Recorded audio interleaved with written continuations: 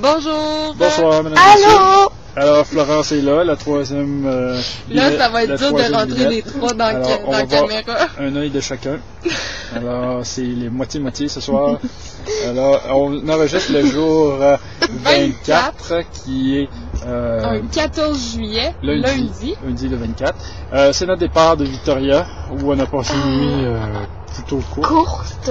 On a couché à côté d'une marina. Donc, après avoir cherché un camping, un stationnement quelconque. C'est ça, on vous en a parlé un peu. Donc, on a passé une nuit là. À côté de la base militaire, entre la marina et la base militaire, donc on s'est dit que ce serait assez safe. Et en effet, ça a été tranquille. Mais sauf que ça a été court, alors levé à 4h30. Couché à 11h. Couché à 11h, donc ça fait pas une nuit très longue. On s'est levé pour pas être en retard à notre ferry, pour pouvoir traverser à Port Angeles. Port Angeles, c'est pas dans l'État de Washington. C'est dans l'État de Washington. Et c'est à une trentaine de kilomètres à peu près de Seattle. Je sais pas, je l'ai dormi. Ou une trentaine de miles. T'as de la chance. 30 miles, maybe. Ça dépend de vos unités de mesure. Catherine l'a dormi, puis moi j'ai failli le vomir. Ah oui, alors ben c'est ça, on a passé aux douanes, il fallait passer aux douanes le matin, on a fait la file. On a passé aux douanes 2 fois. On a passé aux douanes et on a embarqué sur le bateau. Et là, ça a été... on filait pendant 1h30, alors vous voyez les vagues déjà de loin un peu. On était sur le bateau environ 1h30. Et ça balançait, même s'il n'y avait pas beaucoup de vagues, ça balançait quand même. Et Florence passait un bout du voyage dans les toilettes. Dans le coin assis à terre, à côté du bol de toilette. Là. Elle n'était pas sûre d'en revenir, mais elle est là. On l'a réchappé. Nous l'avons sauvée. Alors, ben c'est ça, il faisait beau quand même, beau soleil encore aujourd'hui, avec de la petite brume là, qui était en train de se dissiper. Et on a fait donc ce voyage sur un bateau là, qui prend 1h30 à se rendre de Victoria à Port Angeles et qui file à 22 miles per hour et qui est un bateau de 1959 et qui loge plusieurs voitures. Ça paraît qu'il n'a pas dormi, lui, pendant la traverse. Bon détail, moi je ne dormais pas, contrairement à Lucille et Catherine. Non, ben moi j'étais couché sur la banquette, mais pas tout le long. Ouais, il faut savoir qu'on peut pas descendre dans la cale pendant la traversée. Non, on s'était couché, moi et Florence, dans le campeur, on était super bien. Mais pas le choix. No passenger allowed on the deck, on the car deck. So, during the crossing. Alors, on a passé la traversée là, et donc de 6h10 à 8h40 à peu près.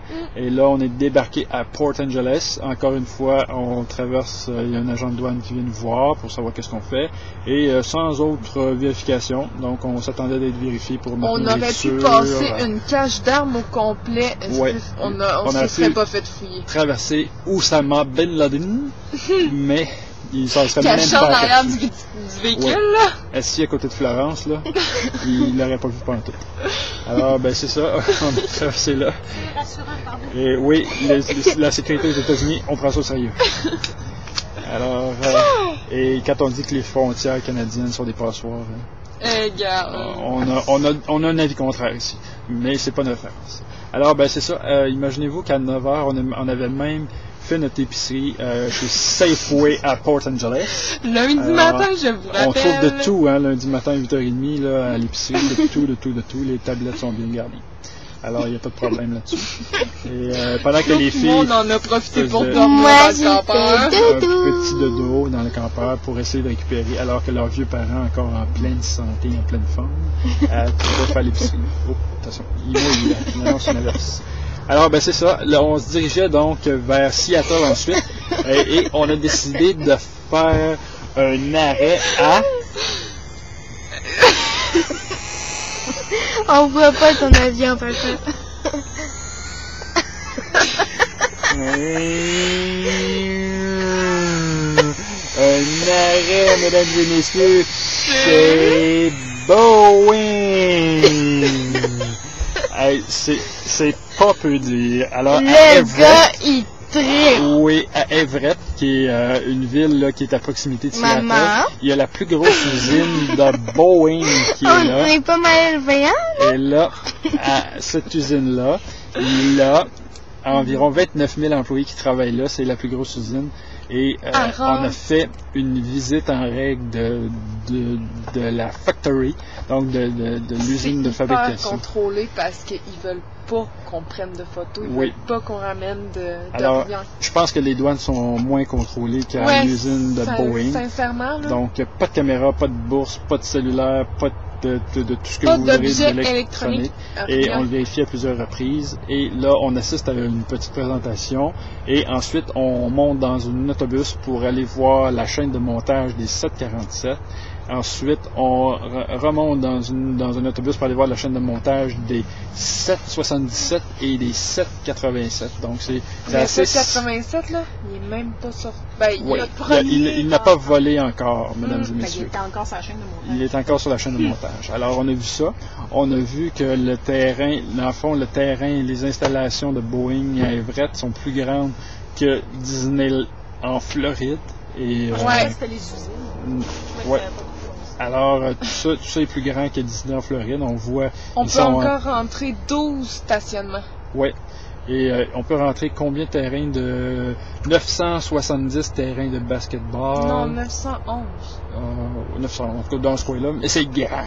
Oui. Et on voit les employés qui travaillent. Surtout, ce qui était intéressant, c'est le dernier, le montage du 787 qui se fait différemment des autres chaînes de montage au lieu que l'avion avance. Donc, c'est on assemble les morceaux qui ont été fabriqués un peu partout dans le monde et on voit les gens qui travaillent de chaque côté. Donc, probablement les ingénieurs et tous les techniciens et tout ça qui travaillent là-dessus sont à proximité. On voit, ils ont des tables, ils ont des ordinateurs, tout ça. Donc, s'il y a des pépins, des choses à régler, tout le monde est prêt et on n'a pas besoin d'aller les chercher dans notre bureau. Un 787, c'est supposé d'être 3 jours à monter puisque les pièces sont préfabriquées et amenées à Everett pour être assemblées ici. Ils ont même fait le Dreamliner.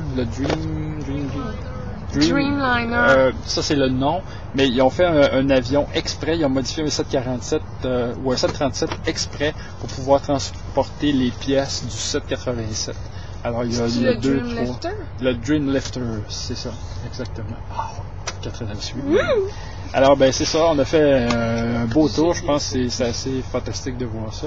Oui, après ça, on s'est arrêté à la boutique pour acheter quelques petits trucs. C'est le dépliant qu'ils nous ont montré. Et ça, là, c'est dans le fond tout le 787. C'est où les différentes pièces de l'avion sont fabriquées. Donc, c'est ça. Il y a des codes de couleur, et puis avec le code de couleur, on peut savoir qui a fabriqué cette pièce-là, quelle compagnie, où dans le monde. Ouais. Alors, c'était le fun, bien intéressant. On s'est ramené plein de petits souvenirs. On s'est ramené des petites choses, là, l'avion à papa! Qu'on met dans la Rock Machine. Alors, ensuite, direction, plein gaz, allumer les moteurs, vers Seattle, où on s'arrête pendant 1h30 à peu près. Catherine s'amuse, là. Hein, on n'en peut plus. On voudrait quand même finir. Je me suis levé à 4h30, hein? On s'est levé à 4h30. Alors, pour terminer, on s'est arrêté à Seattle, où on a passé environ 1h30. On a monté dans la Space Needle, qui est une tour de 520 pieds, 650, c'est au bout de l'antenne. Ouais. Donc, où on est, nous, c'était environ 520 pieds. Et cette tour-là a été érigée en 1962, au moment où les États-Unis et l'URSS étaient à la course pour aller dans l'espace et aller sur la Lune. Alors, on a appelé ça Space Needle. Et en 1962, Seattle recevait l'exposition universelle. Et donc, c'est cette tour-là qui avait été érigée à ce moment-là. On a une superbe vue de Seattle. De la ville, oui. Franchement, c'était vraiment très beau, là. Ouais, très bien. Et on peut voir le mont Rainier, le mont Rainier. Comme vous entendez derrière. Un super sommet là, qui est à environ 50 000 à peu près, 60 000. Au début, on pensait que c'était le mont Sainte-Hélène, le volcan. Ouais. Parce que la forme, le top de la montagne était fait comme en rond, puis on aurait dit qu'il y avait un cratère. Mais finalement, on s'est informé et ce n'était point ça. Mais c'est quand même une montagne volcanique qui a été créée par un volcan. Et on voit les sommets enneigés, puis c'est une grosse montagne. Donc on a vu ça, on a passé dans le centre-ville, on a Pioneer Square un petit peu. Pioneer Square, on n'a pas débarqué. Et on était en plein trafic, donc heure de pointe à Seattle. Et on a pris l'autoroute, tout ça. Et il y a